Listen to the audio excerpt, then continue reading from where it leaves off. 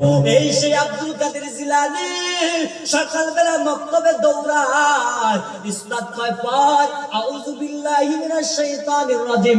আব্দুল কাদের জিলানী ছোট বাচ্চা, 7 বছরের বাচ্চা, কয় বিসমিল্লাহির রহমানির রহিম।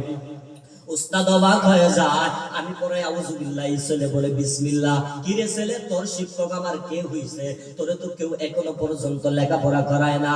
আব্দুল কাদের জিলানী কয় হুজুর আপনি পড়ানো লাগবে না, আল্লাহর কুদরতে আমার এই পেটের মধ্যে মায়ের গর্ভের মধ্যেই হয়েছে আমি কোরআনওয়ালা সন্তান। কোরআনের ঘর থেকে কোরআনের আওয়াজ, বেঈমানের ঘর থেকে বেঈমানের আওয়াজ। হয়ে গেল নমরুদ, হয়ে গেল ফিরআউন। ও আম্মা জানেরা, তোমাদের স্বামী কি পরিমাণ কষ্ট দেয়?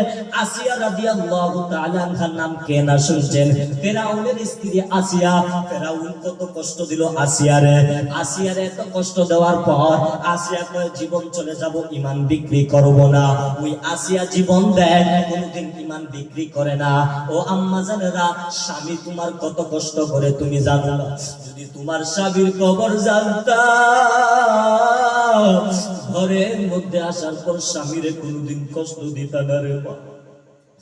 মাতার গাম পায়ে পালাইয়া তোমারে খুশি রাখার জন্য, তোমার ছেলে মেয়েরে খুশি রাখার জন্য কি পরিমাণ কষ্ট করে রে মা। আজকে কেমনে রে মা তোমার স্বামীরে কষ্ট দাও?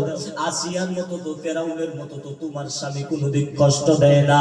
ইমামে গাজালি রাহমাতুল্লাহি আলাইহি বলেন, সবচেয়ে বড় শিক্ষকের নাম হলো মা।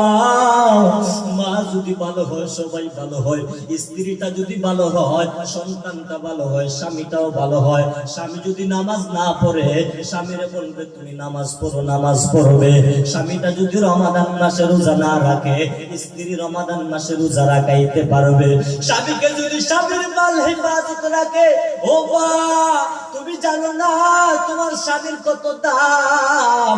আল্লাহ বলেন, আমার পরে সেজদা দেওয়ার জায়গা থাকলে সমস্ত স্ত্রী গুলাকে বলতাম স্বামীর পায়ের মধ্যে সেজদা দাও। ও আল্লাহর বান্দারা, স্বামীর মনে কষ্ট দিয়েছো, যুবকেরা স্ত্রীর মনে কষ্ট দিয়েছো, আল্লাহর কাছে তওবা করো। আল্লাহ আজকে মৌলভীবাজার শ্রীমঙ্গলের জমিন থেকে তওবা করে নিলাম, আর জীবনে গুনাহ করব না, অন্যায়ের পথে চলবো না গো আল্লাহ। ও বোনেরা, তোমার আমার মতো কত বোনেরা স্কুলে পড়ে নামাজ ছাড়ে না, তোমার আমার মতো কত বোনেরা কলেজের মধ্যে পড়ে নামাজ ছাড়ে না। ও বোন, তুমি কেন পারবা না নামাজ পড়তে রে বোন?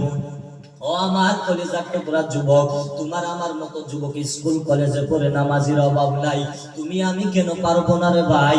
কপালটা ভালো না রে ভাই, তুমি তওবা করো।